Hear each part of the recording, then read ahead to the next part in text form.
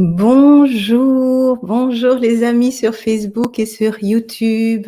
Alors vraiment un plaisir de vous retrouver aujourd'hui pour encore un live rencontre. Aujourd'hui avec Alain Arrigui. Alors avant de faire venir Alain, on va se prendre juste une petite minute pour laisser les personnes arriver. Pendant ce temps-là, maintenant, vous avez peut-être l'habitude, je vais vous proposer de voir ou de revoir le manifeste Accenture Channel. Et pendant ce temps-là, je partage la publication et on se retrouve dans une minute. Et nous voilà de retour. Merci d'être présent. Je vois qu'il y a déjà des personnes qui sont connectées. Lorsque vous arrivez, si vous pouvez nous faire un petit pouce ou un petit cœur, d'abord parce qu'on aime bien recevoir des petits cœurs, mais aussi parce que ça nous permet de savoir que ça fonctionne. Vous pouvez nous laisser aussi un message dans le chat si le son est OK, l'image est OK. Alors, ce que je propose aussi, c'est rappelez-vous, lorsque vous êtes sur Facebook, il faut cliquer sur la vidéo pour rentrer dans le chat commun, disons. Donc, lorsque vous êtes sur Facebook, lorsque vous cliquez sur la vidéo, le chat sera à droite. Voilà. Sur YouTube, je crois que la question ne se pose pas, mais de temps en temps, je vous le rappellerai avec, par exemple, un petit message comme celui-ci qui défilera dans le bas de l'écran pour vous rappeler. En fait, pourquoi je vous demande ça, c'est parce que cela nous permet, lors du partage avec Alain, de recevoir tous vos messages, les messages YouTube et les messages Facebook. Et nous ne les recevrons pas si vous allez mettre les messages en dessous de la vidéo sur l'un des groupes ou l'une des pages que l'on a partagées. Ah, voilà, je vois qu'il y a des personnes qui sont déjà là et qui nous font des petits coucous. Merci, bonjour Yvette, bonjour Josine. Super, merci. Son et image parfait. Super. Merci, on peut compter sur vous.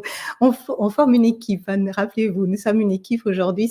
C'est vraiment le but aussi des lives, c'est qu'on puisse être ensemble, qu'on puisse vraiment partager, que vous puissiez poser des questions, intervenir, nous donner des commentaires sur lesquels on pourra rebondir. Et voilà, ça va peut-être réveiller des choses pour d'autres personnes et ça va enrichir le partage. Bonjour Gwenaël également, super. Alors, le sujet aujourd'hui, c'est la glande pinéale. La glande pinéale, un symbole étonnant. On reçoit aujourd'hui Alain, qui est vraiment un spécialiste justement du symbolisme. Alors, je vais... ah oui, dites-nous où vous êtes. Bonsoir Marie, je vois que Cécile qui nous dit qu'elle est de Nantes. Oui, oui, Cécile de Nantes. Oui, je vois bien. Bonjour Cécile. Alors... Je vais demander à Alain de bien vouloir venir à l'écran. Bonjour Alain. Bonsoir à tout le monde. Bonsoir Maria. Heureux d'être parmi vous. Oui. Super, heureuse de te recevoir. Alors, je disais que tu étais un spécialiste du symbolisme.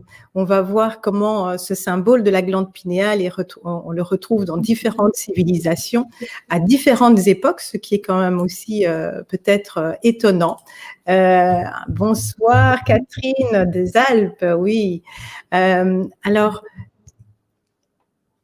en fait, le symbolisme, il vient aussi d'un grand savoir au niveau de tout ce qui est art ancien, c'est-à-dire l'astrologie, la tarologie, hein, la naturologie. Est-ce que tu pourrais nous dire peut-être, voilà, juste quelques mots sur mais d'où ça vient cette spécialisation du symbolisme, puisque c'est vraiment par ce biais-là que tu vas introduire la glande pinéale, hein? Oui. Alors, le symbolisme, c'est très important parce que c'est le langage du monde du sens. C'est le lien entre le conscient et l'inconscient. Mais le symbolisme est aussi vraiment un langage à part entière. Alors, le symbolisme, ça inclut beaucoup de choses. Ça inclut les formes, ça inclut les mots, ça inclut toutes les ondes, ça inclut beaucoup de choses, les formes agissantes, les contes, les mythes, l'astrologie, la tarologie, l'alchimie, ce que j'appelle moi la haute magie, c'est pouvoir avoir une image de la pureté de ses intentions. C'est ça la haute magie, hein. L'hermétisme, et puis tout ce que l'humanité a véhiculé comme symbole et comme repère, car le symbole est aussi un repère. En réalité, pour faire très simple, le symbole est le langage du sens. À partir du moment où on est initié au symbole, eh bien, on va voir beaucoup de choses autour de soi qui vont nous permettre de nous positionner et de donner du sens à nos vies. Vous n'êtes pas sans savoir qu'à l'heure actuelle, ce qui fait défaut, c'est le sens. Tout à fait. Beaucoup de gens ne trouvent pas de sens, ils vivent un petit peu comme des robots, parce qu'ils ont été formatés d'une certaine manière. Mais tout ce qui fait la beauté de la vie, la finesse, la sensibilité, l'hypersensibilité de la vie, c'est cette notion de sens. Eh bien, le symbole, c'est ce qui va vous amener ce sens, c'est ce qui va vous offrir, c'est ce qui va vous permettre d'être sensible au monde du sens et forcément de trouver du sens à votre vie. Oui, oui, oui. Et puis, tu le disais toi-même, il nous ramène aussi au lien avec l'inconscient, avec finalement, on peut le dire, l'inconscient collectif, puisque tu parlais aussi des mythes, d'accord? Donc vraiment tout l'inconscient collectif de l'humanité, et donc il y a une force extraordinaire dans le symbole.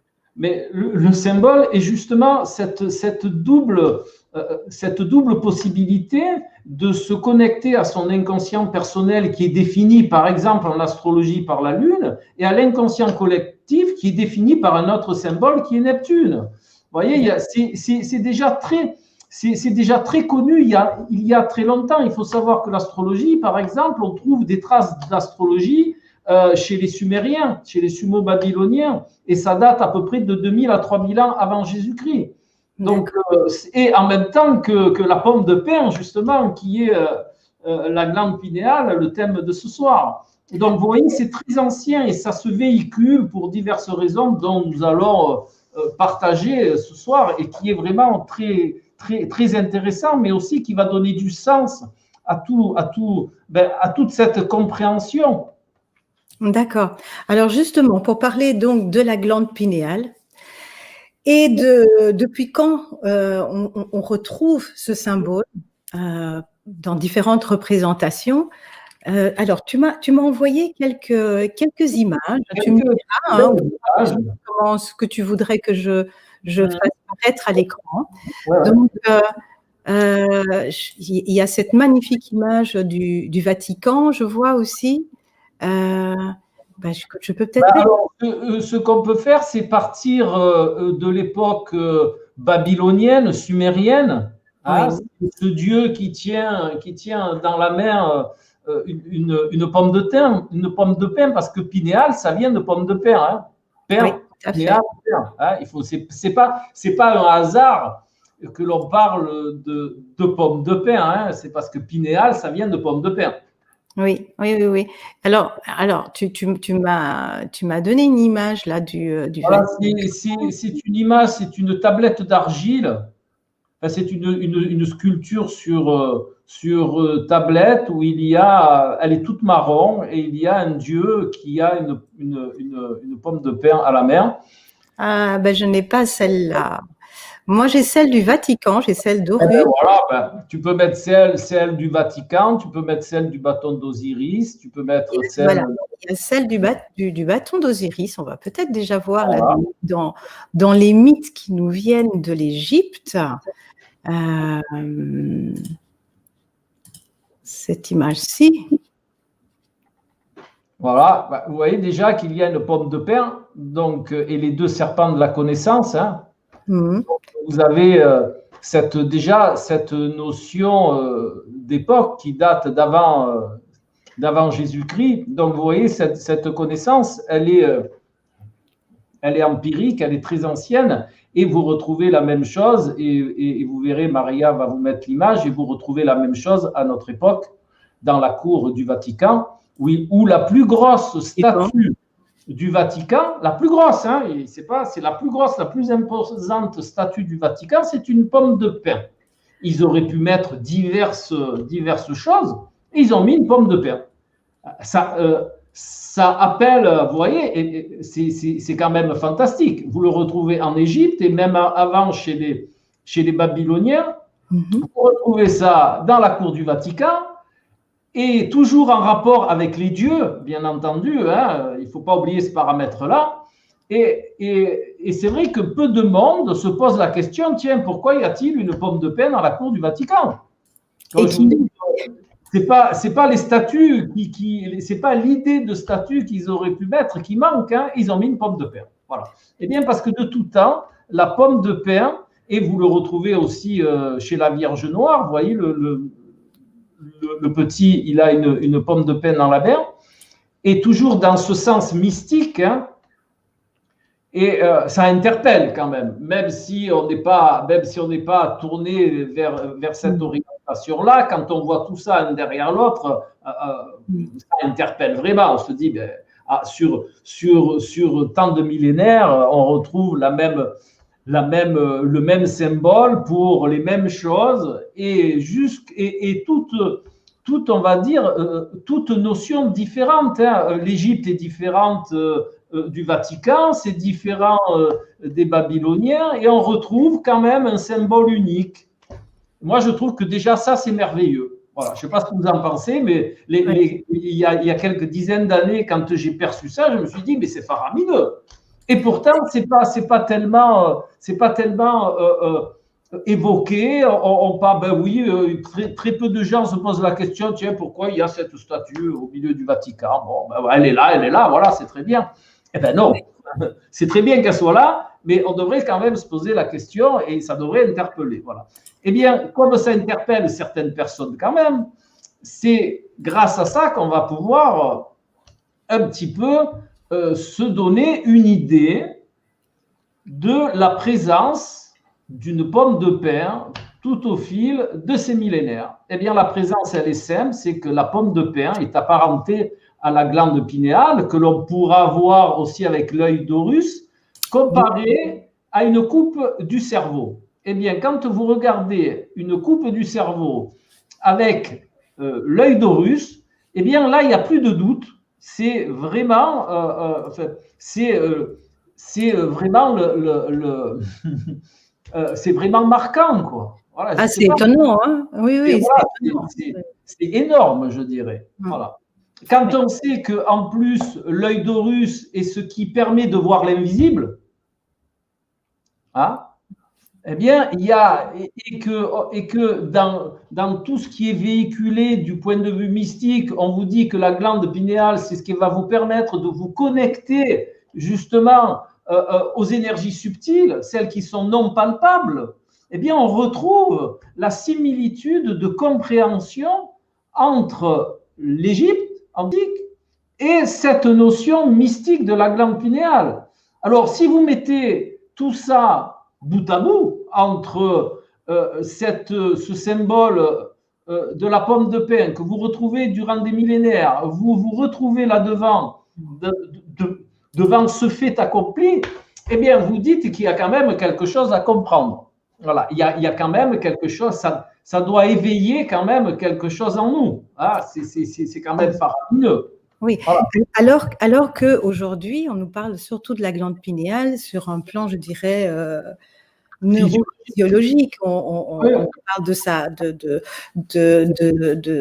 toute la partie endocrinienne, des neurotransmetteurs qu'elle permet d'activer, la sérotonine, la mélatonine, mais tout l'autre aspect qui restait caché aujourd'hui, alors qu'on le voit à l'époque, c'était affiché, grandement affiché dans des lieux sacrés et autres.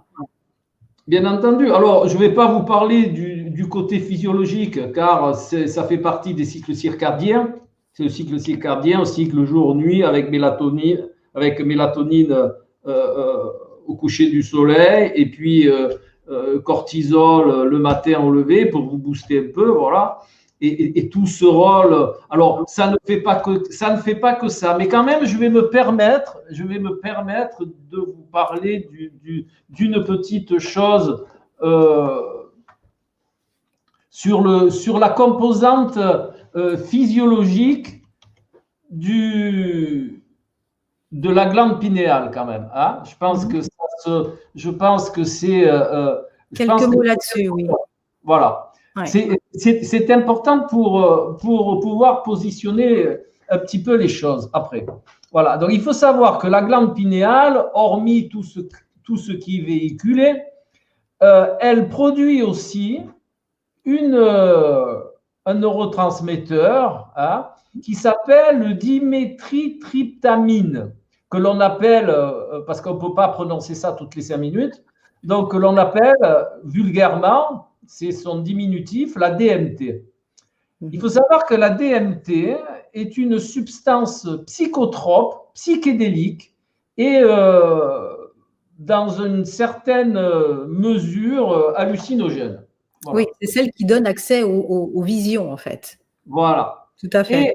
Et voilà. Et on sait que cette substance, on a fait des expériences que je vous vends là, c'est purement scientifique. Hein. Ce dont je vous parle, c'est acté. Hein. Vous pouvez le retrouver partout. Je vous en parle parce que vous comprendrez pourquoi après. Voilà. Donc, cette substance, quand on l'injecte à des gens, eh bien, ça reproduit ce qu'on appelle les expériences de mort imminente. C'est-à-dire, si on injecte de la DMT à quelqu'un, il va avoir le tunnel blanc. Voilà. Et on sait que la glande pinéale, elle produit de la DMT à la mort. Voilà. Au moment de la mort. Au moment de la mort. Et je pense que cette fonction physiologique, elle est faite pour quelque part que la mort, elle soit agréable, hein, puisqu'on voit ce tunnel blanc, cette lumière blanche. Eh bien, quand on injecte de la DMT à des gens qui vont pas mourir, hein, à des gens, voilà, on les allonge, on leur injecte de la DMT, eh bien, ils ont la même vision que les gens qui ont fait une expérience de mort imminente. Tout à fait. Avec aussi cet état d'extase, quelque part. Voilà, d'hypersensibilité. Voilà.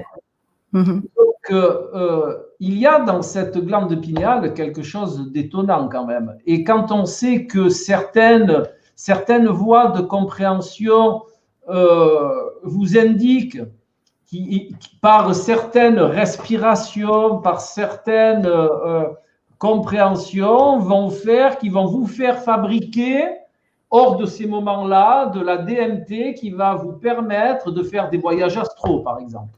Tout à fait. Voilà. Tout à fait. Donc, vous avez tout ce côté-là. Mais moi, ce dont je vous parle, je ne suis pas dans la chimie. Je respecte avec grand intérêt la chimie. Je m'y intéresse. Hein. Je pratique aussi les neurosciences, l'approche quantique, l'épigénétique, l'étude du microbiote en interaction, qui reprend justement l'adage de la table d'émeraude qui vient de l'hermétisme et qui dit ce qui est en haut est comme ce qui est en bas et vice-versa, que vous connaissez tous puisque maintenant c'est de notoriété publique. Eh bien, il y a cet ensemble de compréhension à faire par ce côté physiologique, on va dire, physico-physiologique, biologique, tout ça. Mais ce qui m'a toujours intéressé, déjà, c'est de faire les ponts entre les deux, parce que ça aide à la compréhension. Mais moi, ce qui m'intéresse, c'est le côté mystique. Hein, c'est le côté spirituel. Ouais. C'est ce côté de compréhension de notre place dans l'univers. Hein. Avec le côté chimie, on a une compréhension matérielle de la chose, je vais dire, et un moyen de connexion au niveau de la matière. C'est bien, mais ça ne me satisfait pas. Moi, ce qui me satisfait, ce qui m'a interpellé et tout ce que j'ai pu expérimenter dans ce côté-là, c'est justement le côté, on va dire, pour être simple, c'est le côté spirituel, le côté mystique. Et quelque part, ce qu'on peut peut-être dire pour terminer sur ce côté chimie, c'est que ce que des yogis, des chamans, les prêtres et les prêtresses, etc., dans les temples, etc., allaient contacter au niveau d'une connexion, aujourd'hui on peut dire au champ quantique, il y a l'information quantique, hein, et qu'ils pouvaient faire soit par des méditations, soit en prenant certaines substances qui venaient activer les visions, que quelque part, aujourd'hui, toute cette science de la chimie vient nous expliquer comment toutes ces pratiques activaient en fait la glande pinéale qui elle-même crée ce type de substance qui nous donne accès à bien plus grand que ce qu'on peut voir, puisqu'on parle aussi de troisième œil, que ce qu'on peut juste percevoir avec nos cinq sens. On perçoit au-delà des cinq sens. Donc, quelque part, pour ceux qui avaient besoin de preuves, c'est comme si la chimie vient aujourd'hui mettre des mots, la chimie, la physique quantique, enfin les sciences, disons, l'épigénétique, vient mettre nous éclairer avec des explications scientifiques, entre guillemets, d'accès que certaines personnes avaient depuis bien longtemps dans les traditions. Parce que ça a été une des questions lorsque j'ai publié l'événement. Il y a sur un des groupes, il y a une personne d'ailleurs qui a mis un message. J'avais dit que si jamais il n'était pas là lors du live, je poserais sa question. Et sa question, c'était mais comment se fait-il qu'à cette époque, l'époque des Sumériens, enfin l'époque, toutes ces traditions-là, où on ne disséquait pas, officiellement on ne disséquait pas, comment se fait-il qu'on pouvait avoir la connaissance de cette glande, puisqu'elle est représentée, comme on a pu le voir, dans différentes œuvres d'art, comment se fait-il que non seulement on pouvait en avoir l'information, mais qu'en plus, on savait à quoi elle ressemblait, on savait que ça représentait, elle ressemblait à une pomme de pin, alors que officiellement, on ne disséquait pas. Je dirais que c'est un peu comme lorsqu'on demande aux chamans aujourd'hui, comment est-ce que vous savez, depuis des milliers d'années, que cette plante-là permet de guérir telle ou telle chose, alors que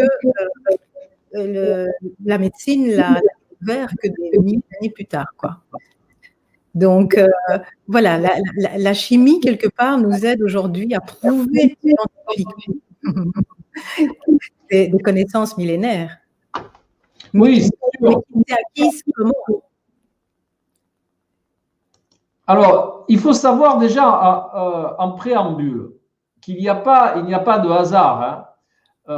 Il faut savoir que chez les chamans dont tu parlais, Maria, et c'est justement très intéressant, chez les chamans, ils prennent une plante qui s'appelle, alors j'ai toujours du mal à le prononcer, l'ayahuasca. Oui, au Pérou, oui, d'accord. Oui. Voilà. Et cette plante, vous savez ce qu'elle contient, cette plante? De la DMT. Voilà. Donc, ils vous font un breuvage, je vais dire. Au lieu que vous fabriquiez votre DMT, eh bien, ils vont vous en donner. Et ça va faire l'effet que vous connaissez, donc des expériences qui sont… alors, si on prend ce rôle-là au rôle chimique, eh bien, c'est un hallucinogène, c'est tout ce dont vous êtes un psychotrope, tout ça. Donc, vous allez vivre des expériences dans ce domaine-là. Mais ce n'est pas ce qui est vraiment intéressant à mon sens. Ce qui est intéressant, c'est ce dont parlait Maria justement après, c'est que si tôt dans l'humanité, on connaissait, on a pu représenter la glande pinéale par la pomme de pin. Et comment faire si on n'a pas ouvert le crâne? C'est pas possible. On peut pas le savoir. Si on n'ouvre pas et qu'on va pas voir comment elle est, on peut pas savoir que cette glande pinéale, elle ressemble à une pomme de pin. C'est pas possible. Donc, vous voyez, il y a des choses qui ne sont pas révélées. Alors, moi, je suis pas dans le secret des dieux, bien entendu. J'aimerais bien, mais j'y suis pas. Mais il y a des choses qui sont certaines. Si on peut pas reproduire quelque chose qu'on n'a pas vu. Voilà. C'est impossible de reproduire quelque chose qu'on n'a pas vu. Donc, ils ont vu. Et il y a, alors, on va dire une légende.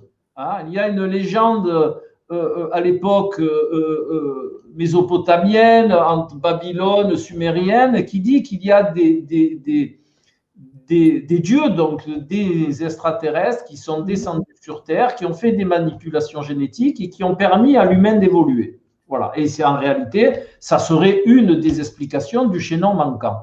Voilà.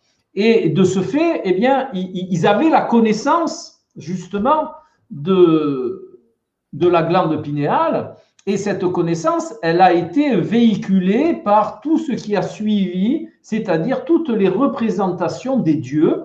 Vous retrouvez toujours les dieux comme Maria vous l'a montré avec une glande pinéale. Donc, cette connaissance, elle a été véhiculée pour justement nous rappeler à chaque époque, pour nous rappeler tout le temps que la glande pinéale est le moyen de connexion avec l'univers qui nous entoure. Hein? Vous voyez là encore, allez de travers, vous voyez là encore la glande pinéale. Et de ce fait, il y a ce rappel, toujours en relation avec des divinités, que la glande pinéale va nous servir à nous connecter à ce vaste univers qui nous entoure. Voilà, c'est tout simplement ça. Vous voyez, c'est très simple et c'est grandiose en même temps, c'est faramineux. Voilà. Pourquoi? Parce qu'on est l'univers.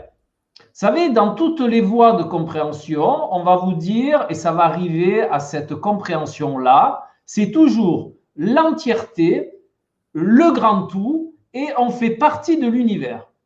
On est l'univers. Moi, j'aime bien véhiculer ce terme, au lieu de dire on fait partie, parce que quand on dit on fait partie, on pourrait dire c'est une pièce qui fait partie d'un engrenage, par exemple, ce qui est aussi d'une certaine manière juste, mais la véritable notion, c'est qu'on est l'univers. Voilà. On n'est pas une partie, on est l'univers. Et il y a des gens dans certaines voies qui vont vous véhiculer une connaissance qui est la suivante. Ils vont vous dire que vous êtes des bébés étoiles. Eh bien, en réalité, on est des bébés étoiles parce qu'on est fabriqués des mêmes matériaux que les étoiles. Exactement, on a les mêmes composants que les étoiles, dans des quantités différentes, bien entendu, mais on est des bébés étoiles. C'est bien entendu, c'est un symbole, hein, on est l'univers. Et pour communiquer avec notre essence, avec notre esprit, eh bien, on va le faire à partir de vibrations. Et c'est là où rentre en compte toutes ces fabuleuses preuves, je vais dire, qu'a amené la physique quantique, hein, par ses différents théorèmes. Par exemple, l'intrication. Le théorème d'intrication, alors, basiquement, pour que ça soit compréhensible pour tout le monde, on n'est pas là pour faire des cours de physique. D'ailleurs, je n'en serais pas capable. Mais la compréhension de l'intrication, c'est que tout ce qui a été mis en contact, écoutez bien, hein, c'est important, tout ce qui a été mis en contact, le reste, à tout jamais, peu importe le temps et la distance. Ça veut dire que les deux premières particules qui ont été en contact dans la construction de l'univers, peu importe nos croyances, eh bien, tout ce qui en a découlé est en contact. Est en lien. Est en lien. Et c'est cette notion d'interdépendance et d'interaction entre nous-mêmes, puisqu'on est l'univers, hein, donc c'est une interaction entre nous-mêmes, au même titre que l'interaction qu'il y a entre notre microbiote et nous-mêmes. Essayez d'imaginer. Je vais vous demander ça pendant 2 minutes, pas plus. Fermez les yeux. Mais vraiment, fermez les yeux. Voilà, vous fermez les yeux. Vous regardez tout ce microbiote qui est fait de bactéries, de microbes, de virus, tout ça, dans votre intestin. C'est tout petit, c'est tout petit. Et visualisez que ça vous permet d'être en vie. Sans microbiote, on ne vit pas. Hein. Donc, toute cette vie au niveau microscopique, elle va permettre la vie à l'être que nous sommes, qui pour le microbiote, nous sommes le macrocosme. Nous sommes son macrocosme. Eh bien, imaginez la même chose. Nous jouons le rôle du microbiote pour le macrocosme qu'est l'univers. Et là, ça prend toute sa dimension. Là, nous sommes dans la dimension de la compréhension entre l'univers et nous. Voilà, vous pouvez réouvrir les yeux. Voilà. Et c'est important de conscientiser ça.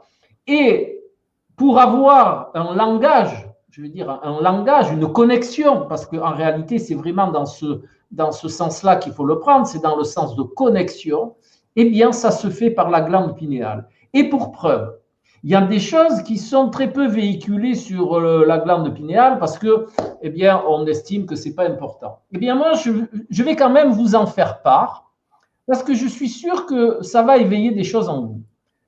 Quand on regarde comment est fabriqué un œil, eh bien, vous trouvez des cônes et des bâtonnets dedans. Hein. Dans un œil, il est fait de cônes et de bâtonnets pour pouvoir réceptionner la lumière, tout ça. Voilà. Alors, les cônes, ils réceptionnent une qualité de lumière et les bâtonnets, ils réceptionnent une autre qualité de lumière. Voilà. Eh bien, quand on coupe une glande pinéale, on la coupe en deux, eh bien, vous savez ce qu'on trouve dedans? Des cônes et des bâtonnets. C'est quand même interpellant. Il y a la glande pinéale, intérieurement, elle est identique, elle a les mêmes composants que l'œil. Que l'œil. Alors, l'œil, je veux bien le concevoir, il est dehors, il réceptionne la lumière. D'accord? Mais la glande pinéale, elle est là au milieu, elle ne réceptionne pas la lumière. Donc, alors, juste pour le savoir, on va dire que pour la vision nocturne est assurée par les bâtonnets et la vision diurne est assurée par les cônes. Voilà, juste pour le savoir. Et il y a cette notion d'œil intérieur. D'accord? Puisque c'est fabriqué de la même manière. Donc, il y a cette notion d'œil intérieur. Et l'œil intérieur, vous le retrouvez où? Dans l'œil d'Horus. C'est quand même faramineux. Oui, tout à fait. C'est vraiment l'autre vision. C'est l'autre vision, exactement, ouais. Maria. C'est le bon terme. C'est le terme vraiment, on ne peut pas trouver mieux que c'est une autre manière de voir les choses. Voilà. Et c'est pour ça qu'on a corrélé la glande pinéale avec le système intuitif chez l'être humain. Parce que justement, c'est une autre manière de voir. L'intuition est une autre manière de voir. Et justement, pour faire le rapport avec ce dont on parlait tout à l'heure, l'intuition, la glande pinéale et le symbole sont le langage de l'inconscient.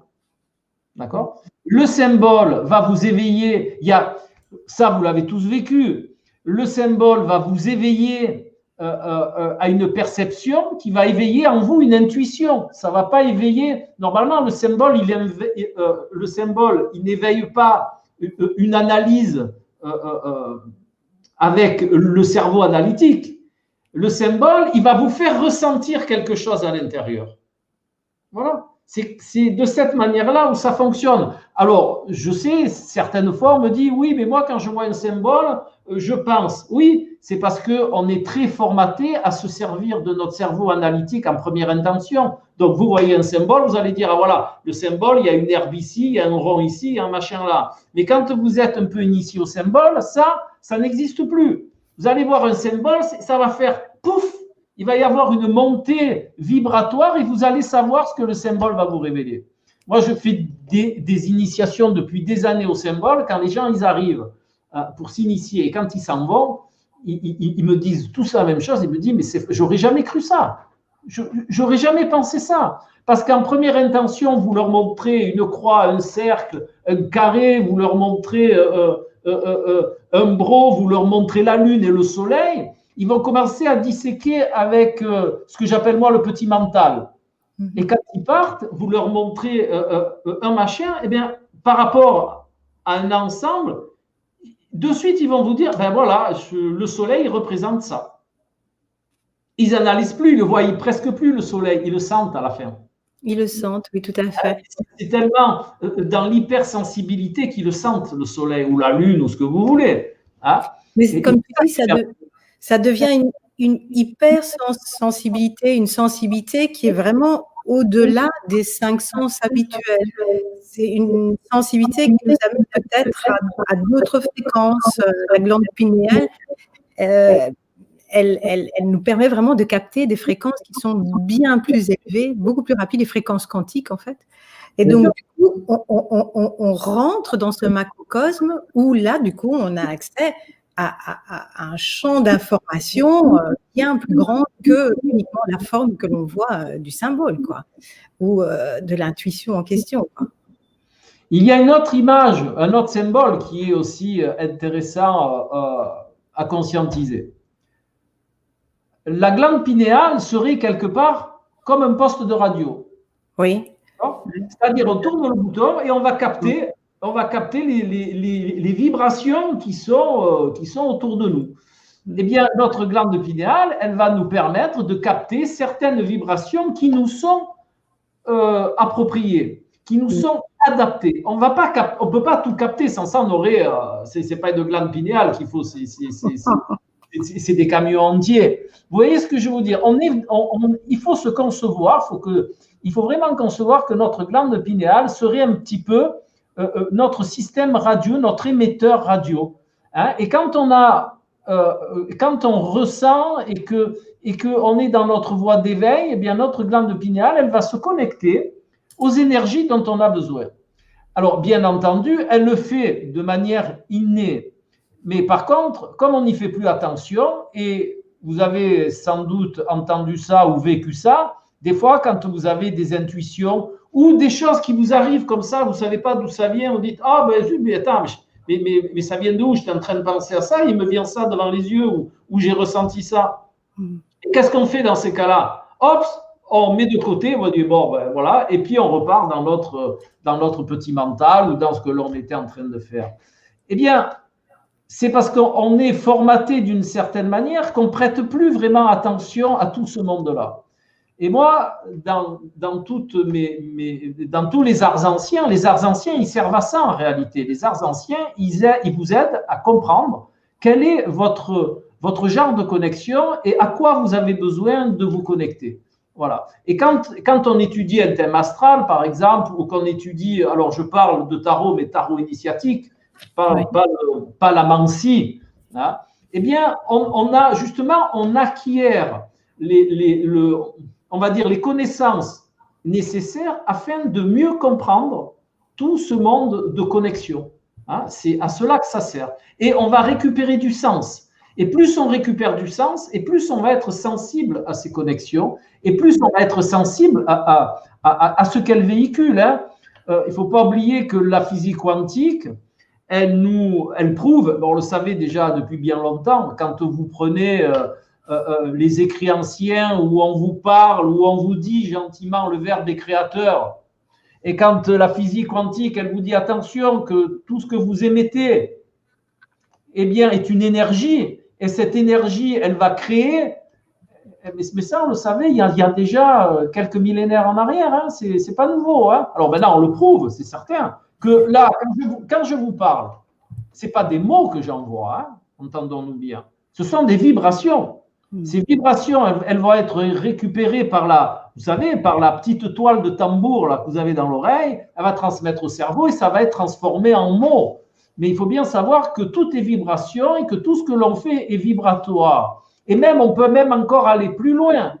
Les intentions que vous avez, c'est des vibrations aussi. Donc, je vous invite à faire attention à vos intentions parce qu'elles sont vibratoires et vous n'êtes pas sans savoir, ça c'est la physique quantique qui l'a démontré aussi, que les vibrations de même nature s'attirent et ça forme des égrégores. C'est pour ça que vous entendrez dire souvent entre vous, c'est l'exemple bateau, mais ça veut bien véhiculer ce que ça veut véhiculer, c'est que quand par exemple vous êtes dépressif, eh bien au bout d'un moment vous allez vous rendre compte ou après, a posteriori, vous allez vous dire putain, mais quand j'étais dépressif, je rencontrais que des gens dépressifs.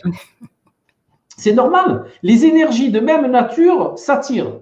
Donc, si vous voulez sortir d'un état de vague à l'âme, changez votre taux vibratoire. Quand vous conscientisez que tout est vibration et que vous vous positionnez par rapport à ces vibrations, mais la vie, elle change du tout. Même les mots que vous employez. Je vais vous donner un exemple. Il y a un art que je pratique qui s'appelle le décodage des mots. Des mots, ça s'appelle le décodage sacré en réalité. Je vais vous donner un exemple. Quand j'emploie le mot faute, vous avez des gens de nature qui disent, ils vous parlent, ah oui, là j'ai fait une faute, là j'ai une faute. Eh bien, la faute, vibratoirement, dans notre inconscient collectif, ça va induire la punition. Parce que depuis que le temps est temps, eh bien, le mot faute a toujours induit la connexion. Eh bien, le fait de changer simplement cette formulation par le mot erreur qui engendre la correction, eh bien, ça va changer votre vie aussi. Et vous en avez beaucoup comme ça. Par exemple, ah tiens, ça rajoute une corde à mon arc. Et l'arc, c'est un instrument de guerre. La flèche, ça fait très mal. Alors qu'il suffirait simplement de dire, ben, ça rajoute une corde à ma harpe. Et là, nous sommes dans le mélodieux, dans le doux. Vous voyez? Donc, il y a toutes des notions vibratoires comme ça. Et notre glande pinéale, elle est sensible à tout ça. Elle est sensible à toutes ces vibrations. Elle est sensible à tout ce qui est véhiculé comme énergie subtile. Oui, Voilà. d'ailleurs, j'aimerais voir si dans les personnes qui sont dans ce même cercle, vous qui nous voyez de l'autre côté, est-ce que c'est quelque chose peut-être dans lequel vous pouvez avoir quelques expériences. Est-ce que tu serais sur Facebook en même temps, Alain, parce que j'entends ma voix. Non, Facebook, il est fermé. Il est fermé. C'est bizarre parce qu'il y a un écho lorsque je parle. Je ne sais pas pourquoi. Bon, ça dépend. Oui, non, parfois ça vient, parfois ça passe. Je ne sais pas pourquoi. Désolée. Non, je n'ai rien d'ouvert. Il n'y a pas quelque chose où ma voix passe chez toi aussi quand je parle, non? Oui, ça, de temps en temps, ça fait un. Oui. Bon, c'est les fréquences, on parle de la glande pinéale. Donc, est-ce que vous avez déjà eu cette expérience? Moi, je sais que lorsque je me retrouve dans des moments de méditation ou des moments où ça vibre bien là dans la tête. Et d'ailleurs, ça crée une sorte de fluide bien précis. Je ne sais pas si vous avez déjà eu cette expérience-là. Cette expérience vraiment qu'à un moment donné, il y a comme un fluide qui s'écoule dans la tête et dans le corps. Eh bien, quand je suis si je sors de ces états-là, mais tout est d'une subtilité et d'une sensibilité. Il faut pas claquer une porte, quoi, hein, parce que j'ai l'impression d'attraper toutes les ondes qui me traversent.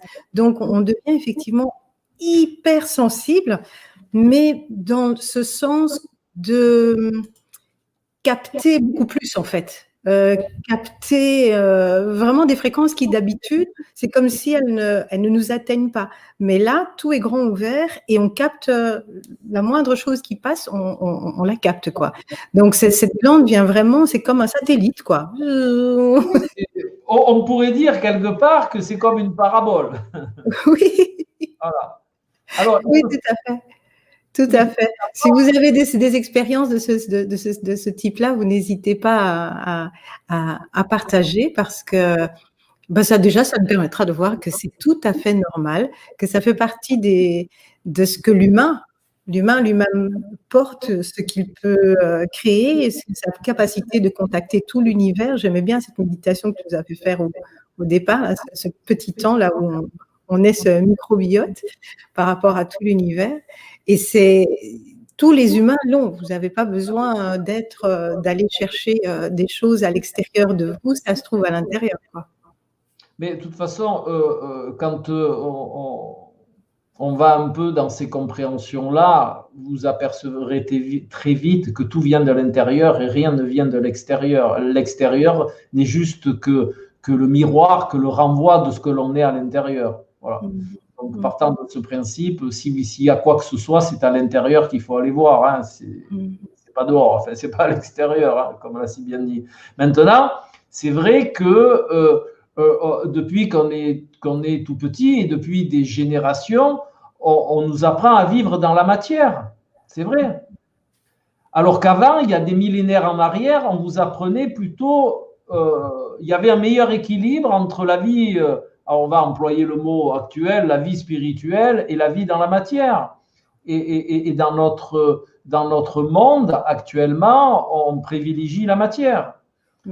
Et moi, je pense qu'il est vraiment utile pour tout un chacun de rééquilibrer cette perception de la vie.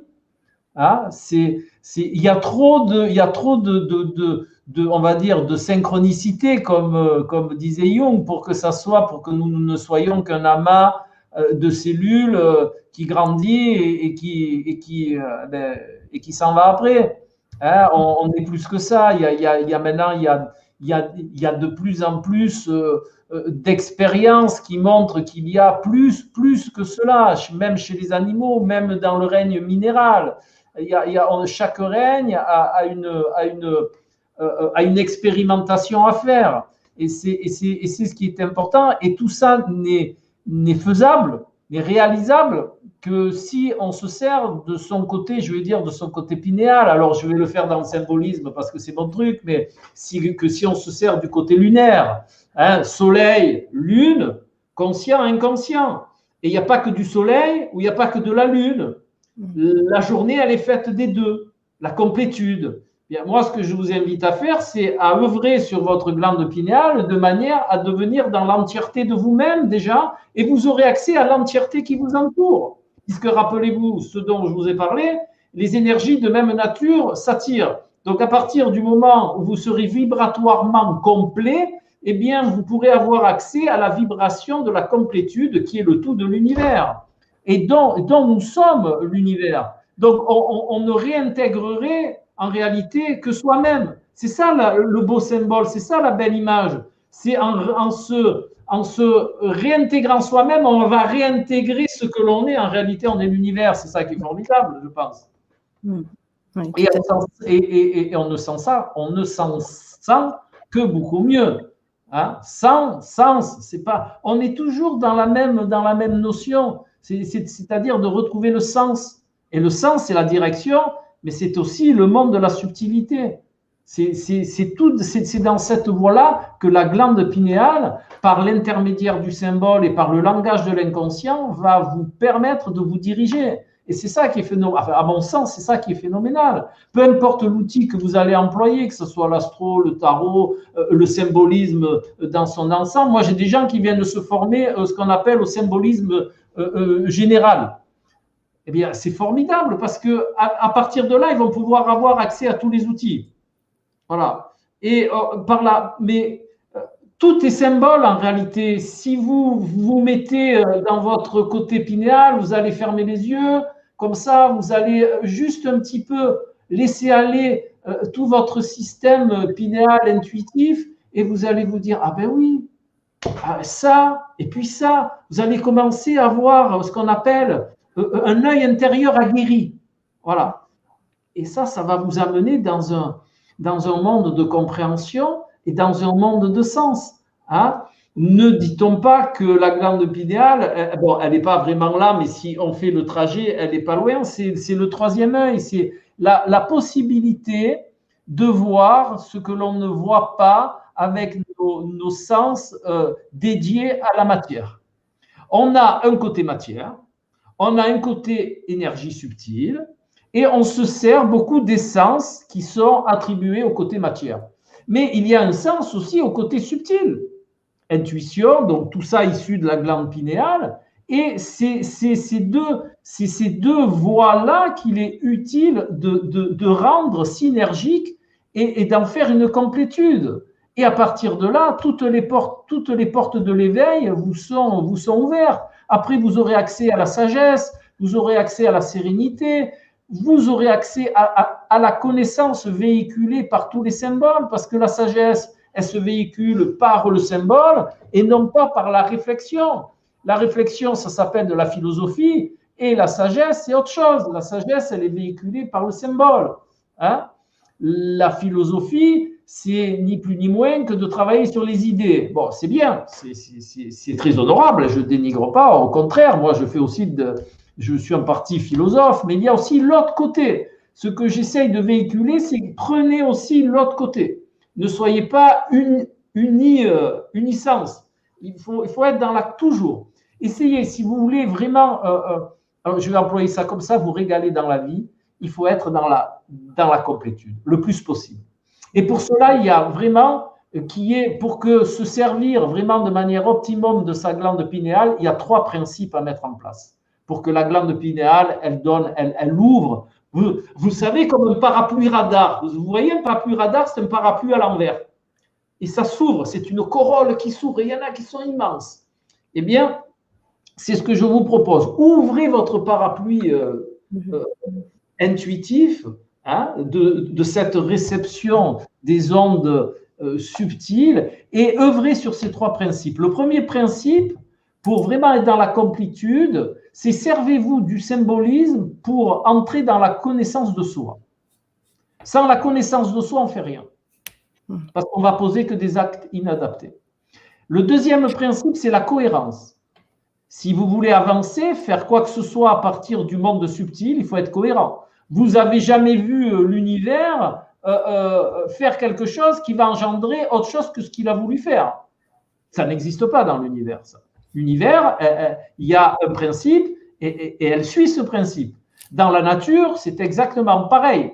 Hein? Dans la nature, que ce soit le monde végétal, que ce soit le monde animal, que ce soit même le monde végétal, quand il a quelque chose à faire, il le fait. Il va pas, quelque part, pour symboliser, il ne va pas penser un truc et en faire un autre.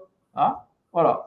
Eh bien, nous, les humains, comme on a des notions subtiles en plus, puisqu'on est le 4e règne, eh bien, de temps en temps, on déconnecte un peu, on pense un truc et puis on en fait totalement un autre. Ben, ça ne marche pas. Hein, ça ne marche pas du tout. Et le 3e principe, eh bien, c'est l'innocuité. Ce que j'appelle l'innocuité, c'est être nocif pour rien et pour personne, mais c'est surtout pour la qualité de nos intentions. Parce que dans la vie, tout part de l'intention. Et pour vraiment avoir cette notion de subtilité des énergies subtiles, eh bien, il faut que nos intentions, elles soient, je vais dire, de meilleure qualité possible. Voilà. Et ces 3 principes qui, dans le monde du symbolisme, vont vous permettre vraiment d'en ressentir la plus grande perception. Et ces 3 principes-là sont les 3 principes qu'on retrouve sur les voies de l'éveil, en fait. Bien sûr. C'est que l'éveil n'est possible que s'il y a cette connaissance de soi, que s'il y a cette innocuité et que s'il y a cette cohérence. Bien entendu. Par rapport à l'éveil n'est pas possible. Au monde. Oui, tout à fait.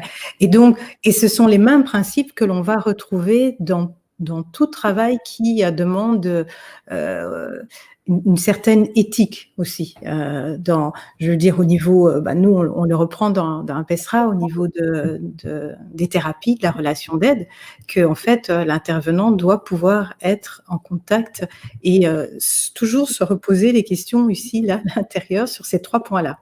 Okay. Et donc, une fois qu'on mène sa vie avec ces 3 points-là, quelle pourrait être comment dirais-je, la pratique, entre guillemets? Ok, je mène ma vie avec ces 3 points-là, et c'est pour tout, hein, quelle que soit la pratique, c'est pour tout. Donc, à ce moment-là, lorsque maintenant, ok, je vois que je suis bien dans ces 3 points-là, connaissance de soi, je me pose des questions par rapport à la limite même à ce que j'ai envie de faire à ce moment-là, etc. Comment je fais maintenant pour aller me situer au niveau de la glande pinéale et faire en sorte de justement l'activer? Qu'est-ce que tu pourrais nous donner comme petit truc? Alors, il y a plusieurs principes. Déjà, par exemple, quand on est dans la cohérence, eh bien, quand on ressent quelque chose, on ne va pas le mettre de côté, ce que je vous expliquais tout à l'heure. Hein, beaucoup de gens, quand ils ressentent des choses, bon, hop, on met de côté, et puis je vais où il faut. Alors celui-là, il faut l'enlever aussi.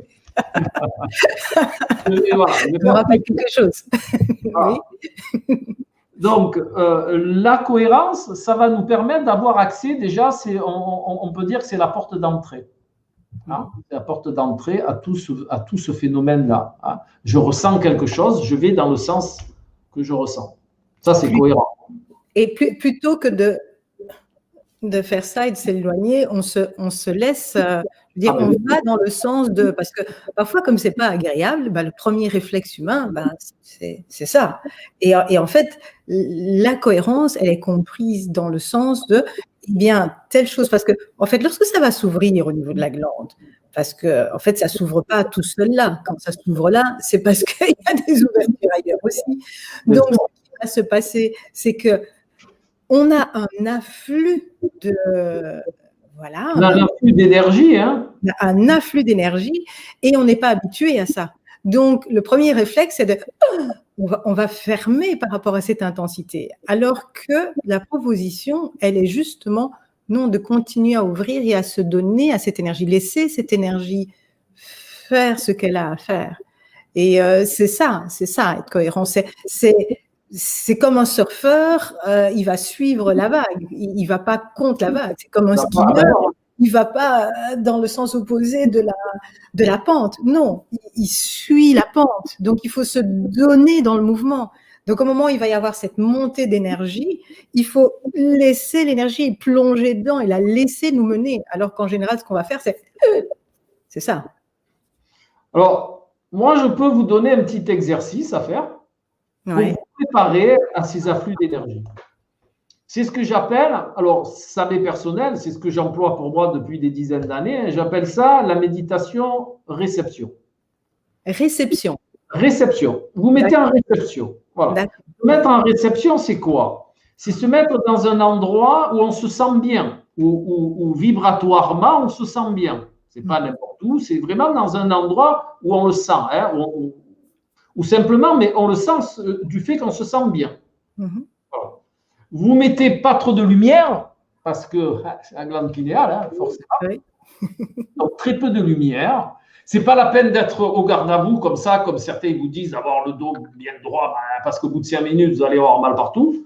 Voilà. C'est se mettre dans une position agréable sans être avachi non plus. Hein.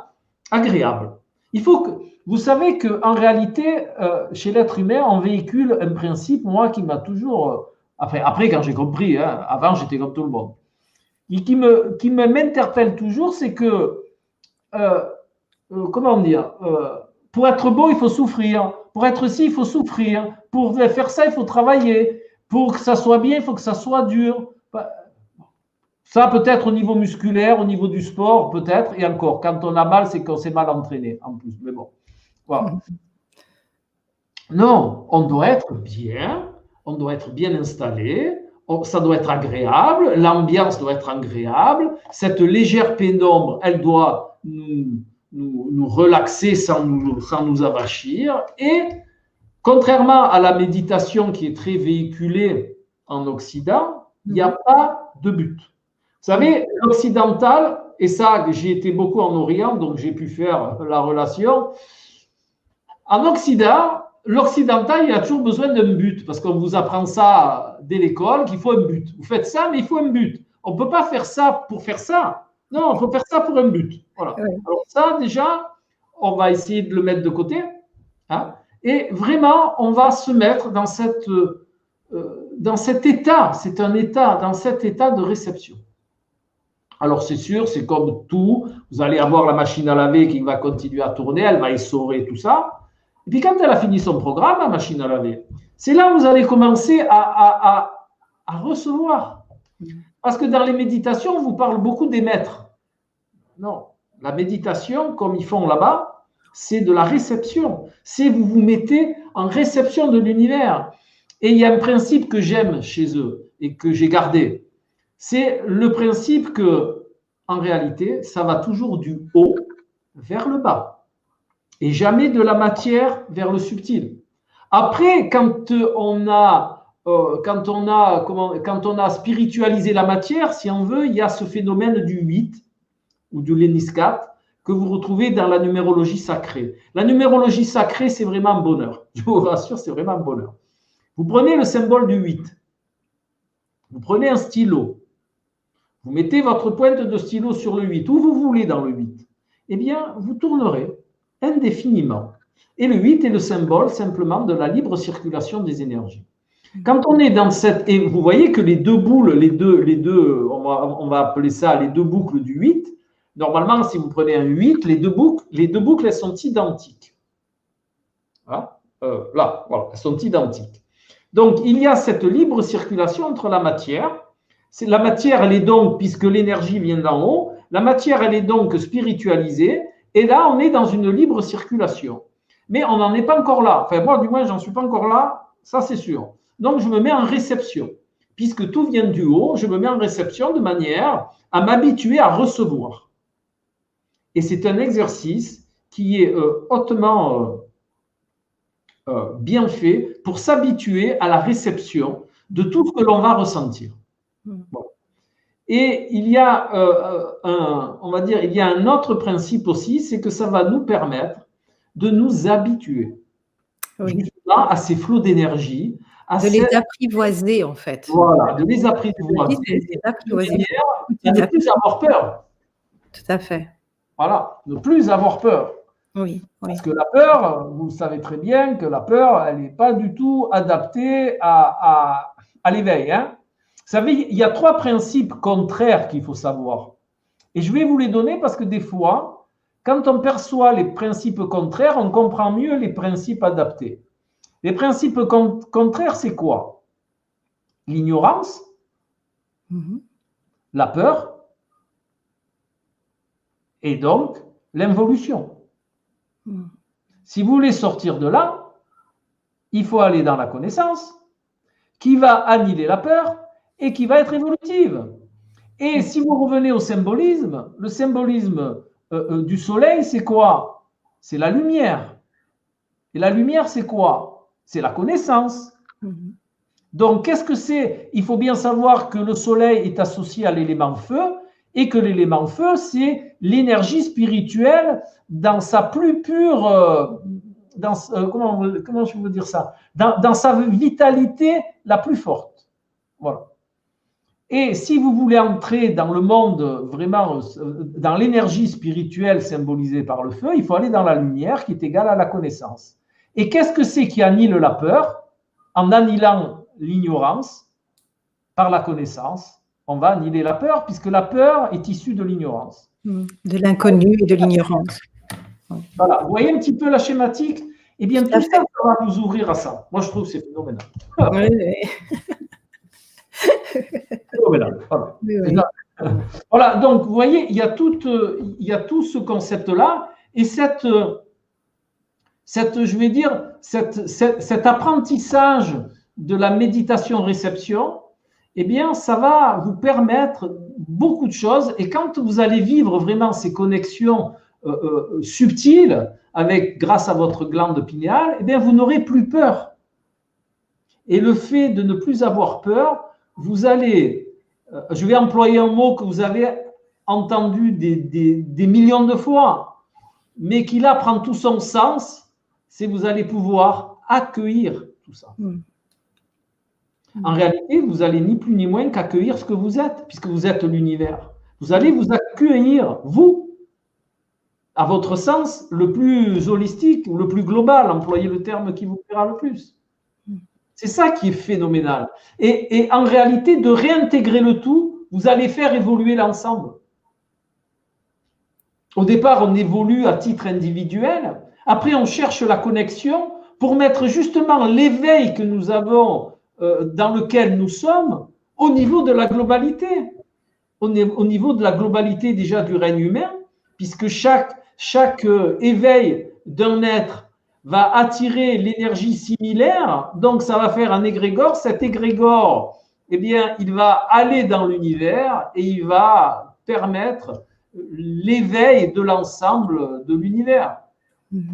Vous savez, c'est le battement de l'aile du papillon, en réalité. Je m'éveille, j'éveille le règne humain s'éveille et va éveiller l'univers. Et il va y avoir cette magnifique libre circulation de l'énergie par le 8. Hein.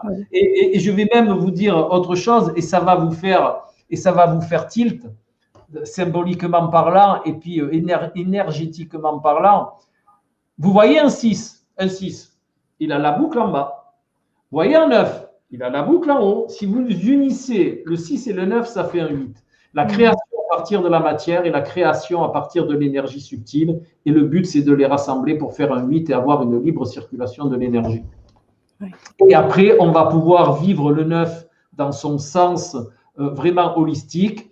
La création à partir de la libre circulation des énergies du 8. On va pouvoir créer avec le 9, mais là, vraiment le 9 de la création spirituelle dans son sens global. et pas le 9 pas le 9 qui va faire le 8. Et après, on a droit au 10. Le 10, eh bien, c'est la complétude et on revient au 1 et on recommence un cycle. Et on recommence un cycle. Et on recommence un cycle. Et c'est le principe de l'éveil. Et tout ça, ça ne peut se faire qu'avec l'apport de tout le côté pinéal, de tout le côté intuitif, pour que l'on puisse justement être dans ces créations à double partie. Et on retrouve aussi, bien entendu, ce que l'on retrouve dans le Kybalion, c'est-à-dire le phénomène d'épaule, hein, les deux extrêmes de la même chose qui vont vous permettre de vous situer au milieu. Et la voie du milieu est celle de l'éveil. Mais pour cela, il faut expérimenter les deux pôles. Expérimenter les deux, tout à fait. Voilà. Donc, vous voyez, tout, en réalité, tout est lié. Hein, tout est un. Et tout est un. Le un est le tout et le un. Et on revient, vous voyez, on revient toujours au même concept. Essayez, moi je vous fais part de ce que j'ai à l'intérieur, de ce qui me tient à cœur, et c'est le cas de le dire, ce qui me tient à cœur. Eh bien, moi, je ne vous invite pas à le prendre comme ça, je vous invite surtout à l'expérimenter. Parce que la seule chose qui va vous permettre de valider quoi que ce soit dans votre voie d'éveil, c'est l'expérimentation. Il n'y a pas de possibilité d'éveil si on n'expérimente pas. Vous avez des gens, ils lisent des bibliothèques entières. Mais alors, entières. Ils n'expérimentent pas. Donc, ils n'avancent pas. Pour avancer, il faut expérimenter. Il faut la connaissance et expérimenter la connaissance, et on va en faire une ressource, et cette ressource, ça va vous permettre d'avancer. Voilà. Ça, oui, c'est important. Oui, parce que la connaissance dont tu parles, ce n'est pas la connaissance mentale, hein. Ce n'est pas le fait d'avoir lu des livres, hein. Ou d'avoir étudié, quoi. Alors, avant que l'on termine, si vous souhaitez partager quelque chose, surtout n'hésitez pas. Et peut-être que sur base de ça, pendant que tu parlais, je me disais, mais d'abord, si ça peut déjà donner un impulse à toutes les personnes qui se disent, mais moi, dans mon coin, toute petite chose isolée, de toute façon, c'est pas moi qui vais avoir un impact sur quoi que ce soit, donc à quoi ça sert? Mais non, une fois qu'on a compris ça, une fois qu'on a compris l'intrication, que tout est lié, qu'en fait, chaque personne qui transforme quelque chose pour elle, en fait, cette énergie-là va dans l'égrégore qui sera ensuite disponible pour toute l'humanité. Donc, il n'y a pas de petite personne toute seule dans son petit coin. On est tous reliés, quoi. C'est ça, c'est vraiment aussi une expérience que l'on retrouve dans les peuples premiers. Cette notion de « on est ensemble », ça veut vraiment dire quelque chose dans leur viscère, ça. Ils le savent qu'on est intriqué, qu'on est ensemble. Quoi que ce soit qui t'arrive, ça m'arrive. Si tu as réussi, j'ai réussi. Si tu es mal, je suis mal. Il n'y a pas de « oh ben ça, de toute façon, c'est ton problème, hein, ça te regarde, c'est ton vécu, c'est pas le mien ». Il y a pas ça. Tout est miroir et tout est intriqué, quoi. Bien sûr, si vous vous rappelez bien ce dont on a parlé, on est l'univers. Donc forcément, déjà, on n'est jamais tout seul. On peut être tout seul égotiquement, ouais. Et pas en tant qu'être. En tant qu'être, on est l'univers. Donc, comment vous voulez faire? Vous allez être tout seul, vous avez des millions d'étoiles, des millions de galaxies, vous avez des millions de tout, de virus, de bactéries, tout ça. On est l'univers. Donc, il suffit simplement, à titre de l'être, j'entends, hein, on se positionne dans sa vraie place et on n'est pas tout seul. Après, à titre égotique, bien entendu, on peut se sentir seul. Mais à partir du moment où on commence à voir se dessiner cette notion de l'être, mais on ne revient jamais plus à la solitude égotique. Jamais plus. Même si vous étiez en plein milieu du désert de Gobi, là-bas, ben vous ne seriez pas seul. Il y a tout ce monde-là. Il y a tout. Vous êtes le tout. Donc, il suffit juste de vous relier au tout. Et vous ne serez jamais plus seul. Oui. Ouais. Et ça c'est aussi, je veux dire, ce sentiment de solitude qu'on peut retrouver très fort dans une société qui est devenue très matérialiste. Okay. Ben, c'est justement à ça. Donc, on accumule plein de choses, mais on se sent tout seul. Pourquoi? Parce que justement, on est au niveau de la matière et pas dans cette connexion plus grande qui fait qu'en fait, on est connecté à tout ça. C'est vraiment ce qu'on retrouve aussi, oui, dans les peuples premiers, lorsqu'ils disent que voilà, qu'ils parlent au vent, à la montagne, qu'ils saluent les rivières, etc. Pourquoi? Mais parce qu'ils sont dans une seule et même personne dans le même univers qui s'expérimente sous forme de montagne ou sous forme de rivière, etc., etc., quoi. Ouais, ouais. Et donc, il y a ça. Et puis, l'autre chose aussi que je me disais, c'était que euh, euh, est-ce que tu le dirais comme ça, toi, ou bien est-ce que tu le vois autrement, que justement, nous sommes rentrés dans une période de l'humanité qui nous amène à, bah déjà, rien que par le confinement, on a été obligé de retourner à l'intérieur. Il y avait moins de sollicitations à l'extérieur.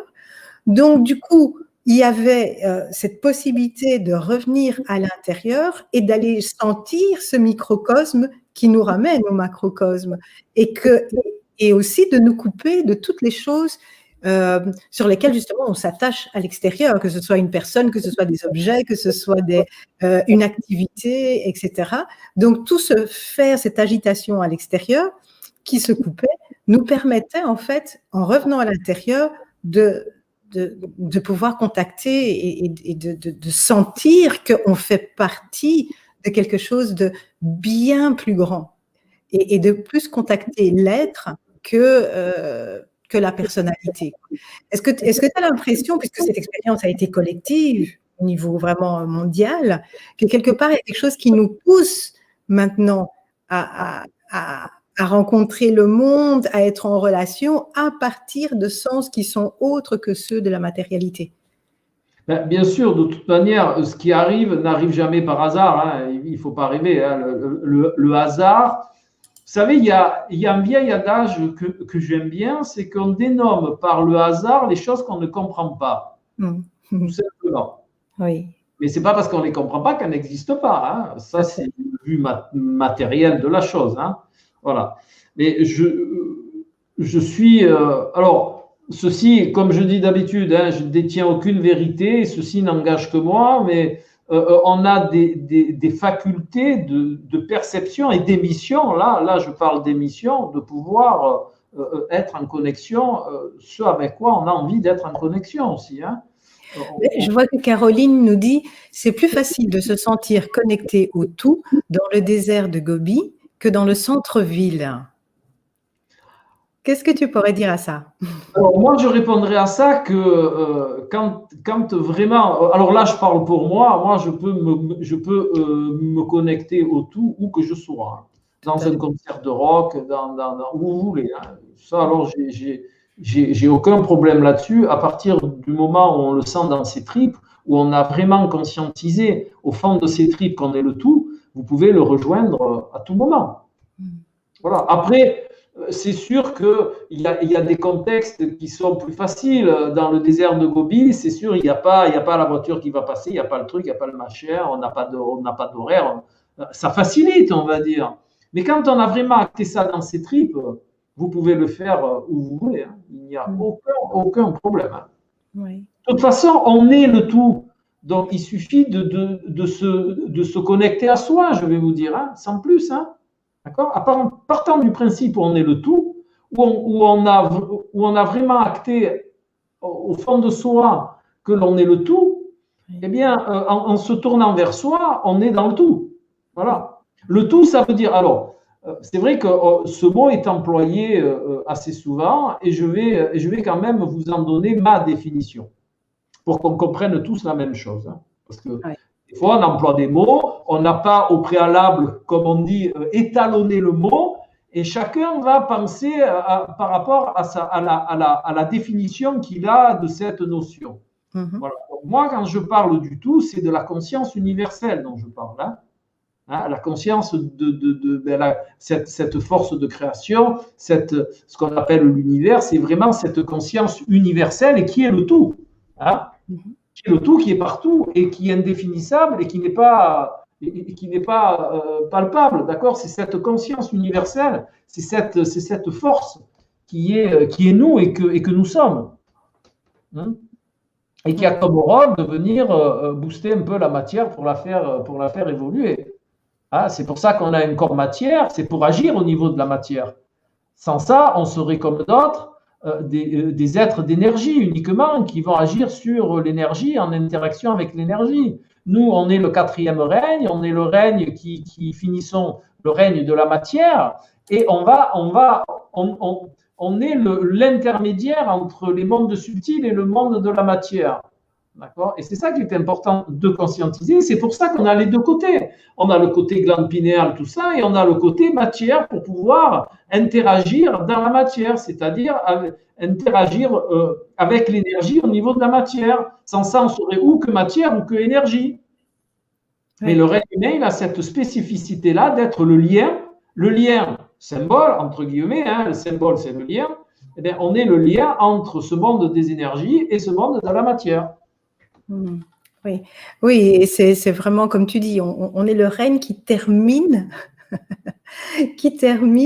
justement cet endroit où on n'est que matière. Nous, on fait le lien, on fait le pont. D'où la. Voilà. Nous, on pourrait dire qu'on est, la fin du cycle au niveau de la matière.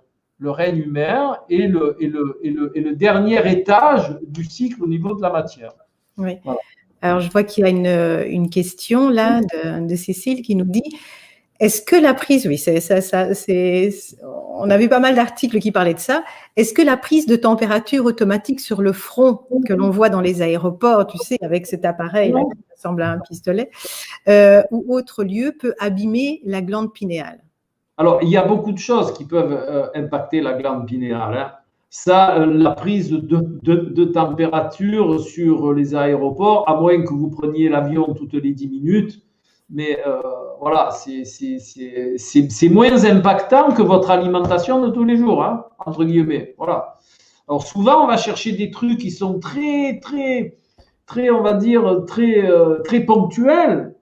Mais des fois, il faut regarder ce qu'on fait quotidiennement, et ce qu'on fait tous les jours. Et ce qu'on fait tous les jours, c'est manger. Donc déjà, il y a toute cette notion alimentaire pour la glande pinéale, hein, qui est par exemple d'ingérer du mercure et tous les métaux lourds dans les poissons. Je ne vais pas vous le... je vais pas tout vous énumérer parce qu'il faudrait faire une émission que là-dessus. Mais il y a l'aluminium, il y a cohorte de choses, il y a le manque de sommeil. Oui. Pour la glande pinéale, ce qui est très important, c'est de respecter les cycles de la lumière. Oui. Important. Hein? Si vous ne voulez pas trop la fatiguer, votre glande pinéale, si vous voulez qu'elle récupère, il y a deux principes. Respecter les cycles lumineux, donc c'est-à-dire d'œuvrer sur son ordinateur jusqu'à 23h, 24h, c'est pas bon. Hein? En plus, on a le renvoi des parasites et en plus, on a un éclairage. Vous savez qu'un ordinateur, il contient ce qu'on appelle une lumière bleue qui est apparentée à la lumière du jour et qui va empêcher le bon fonctionnement déjà physiologique de votre glande pinéale. Et qui, en même temps, comme on ne respecte pas le cycle circadien, eh bien, la glande pinéale, elle va être maltraitée. Voilà. Après, il y a aussi toutes les mauvaises habitudes que l'on a. Hein,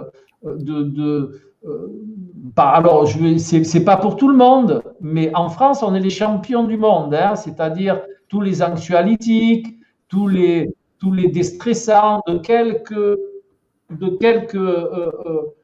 sorte que ce soit, hein, de quelques principes actifs, que ce soit la biopanzétine, là, enfin, tout ce genre de molécules chimiques, c'est à proscrire. Qui vont calcifier, en fait, qui vont calcifier la glande. Voilà. Et qui vont être avec son smartphone dans son lit le soir. La glande. Voilà, parce que la glande, elle contient du calcium. Hein.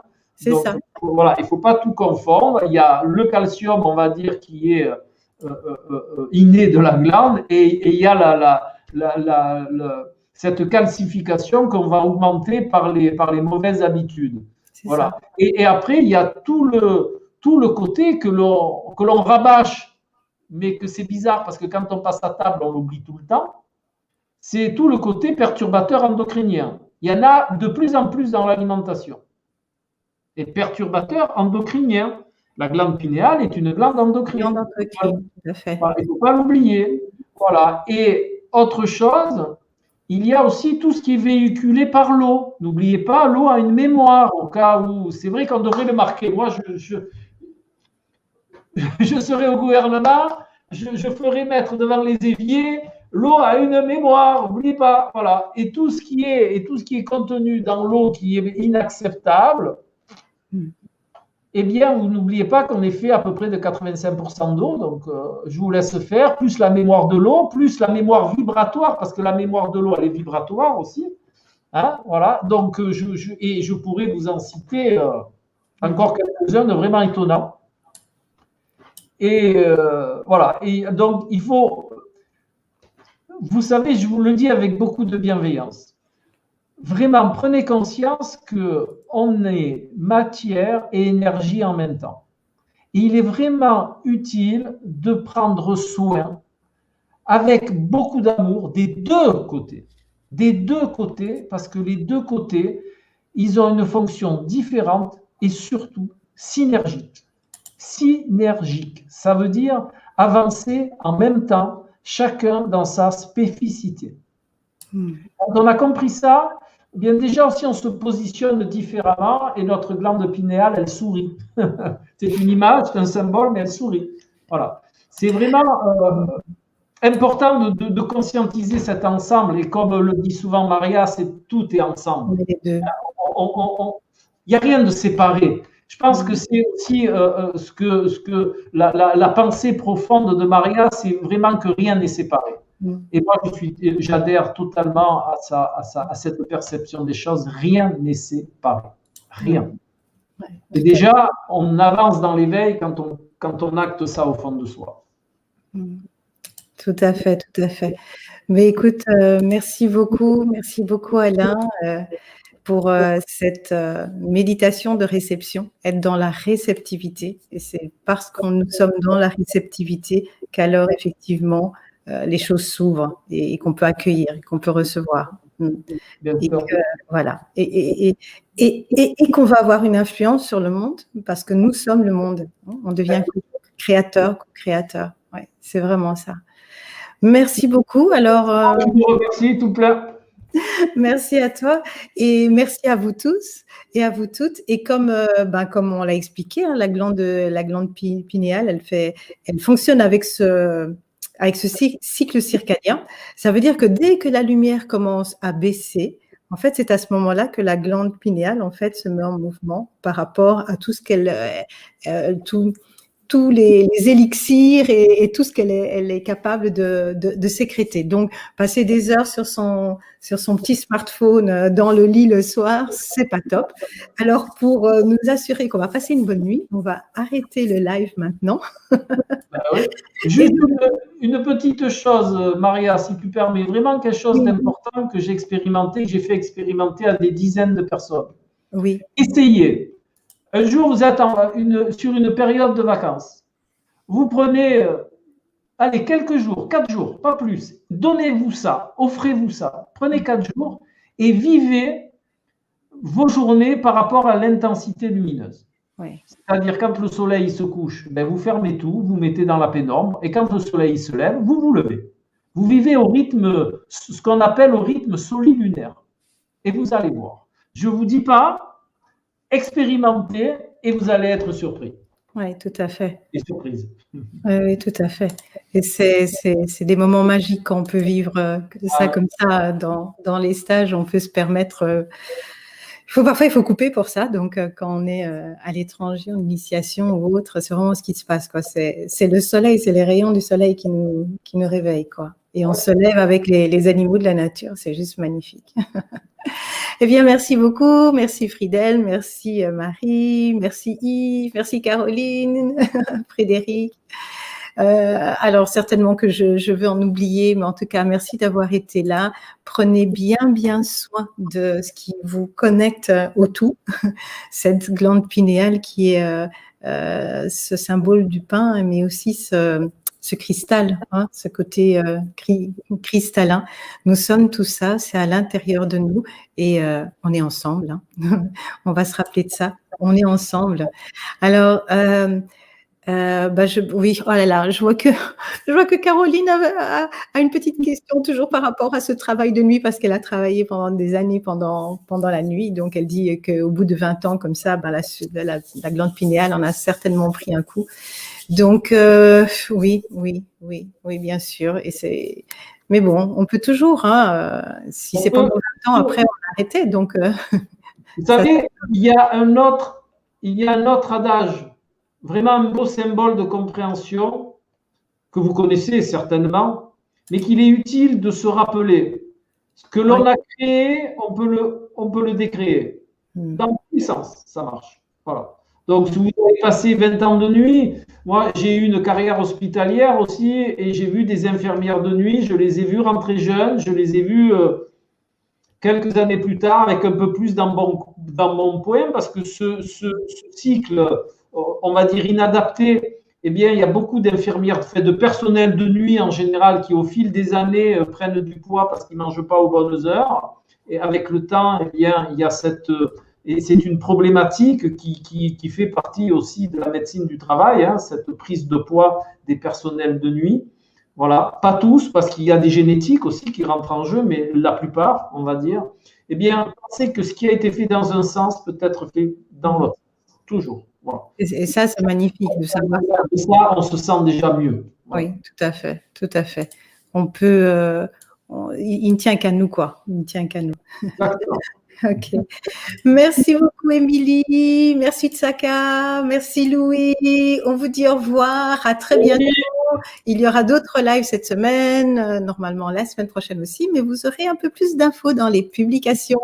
On est ensemble. Je vous envoie le petit écran de fin et on se retrouve très bientôt. Merci. Merci à toi, Alain. Tout grand merci et tu reviens quand tu veux pour nous expliquer la partie avec plaisir, avec la bactériologie. Merci à tous. Au revoir. Au revoir.